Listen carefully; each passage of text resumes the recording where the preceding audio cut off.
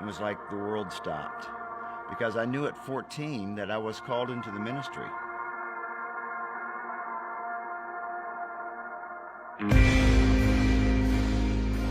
I was raised in Kansas City North, in a small village called Claycomo.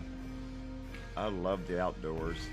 Had a boyhood dream of always working for the conservation department. When I was around 13, 14, I went off to church camp, and that's where I really found Jesus. That's where I turned my life over to Jesus, and something really dramatically happened in me that I really had no idea what it was. And I went on to school, played football, wrestled, went to college with the opportunity to major in biology with an emphasis in wildlife. And then had my opportunity of a lifetime to join the conservation department. My senior year of college, I married my wife Pam. We had 2 kids, and I spent 17 years working for the conservation department, traveling the state, ended up in Springfield being a regional supervisor. Enjoyed my job thoroughly, but I remember one Bible study. The Lord specifically spoke to me and said, "You really enjoy your job, don't you?" And I said, "Yes, I do. Thank you very much." And he said, "Well, when are you going to do what I want you to do?" It was like the world stopped because I knew at 14 that I was called into the ministry. It was my wife and my son Dustin and I, and we moved to Joplin to be an associate pastor at one of the larger Methodist churches here in town. The 3rd year there, my wife Pam came down with non-Hodgkin's lymphoma, with cancer. We had a great disappointment. On March 3rd, 1997, she passed away. And it was quite a memorial service. We had over 800 people come.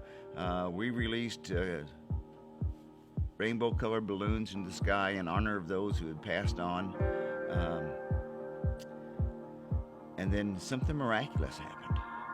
On a clear blue sky, there were 3 circular rainbows flat against the sky. No clouds, except maybe a wisp. And we just knew that it was a sign from God. Needless to say, I was extremely disappointed that my wife had died of cancer.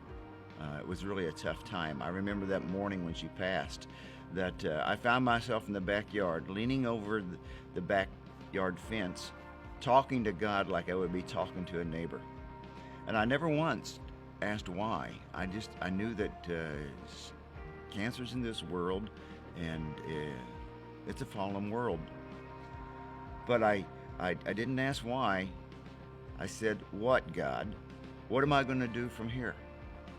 I almost demanded that he would take my hand and he would be the one who would guide me through this. Well, I still felt the call of ministry, but I didn't know what to do. I had lost my wife, actually had left the main denomination that I was working for. I didn't know what to do. God began to speak to me, and he just simply said, "Stay in Joplin because I have something special for you." So I did. I remarried. We planted a church. I needed a paycheck, so I went back to teaching. And teaching was something special for me. I found out it was probably the biggest ministry I ever had. Our church evolved into an international house of prayer where we prayed and worshiped. And then one day God said, "Now you know my heart. Get out of here." But guess what? I'm going through it all over again. Only this time, I'm the one with cancer.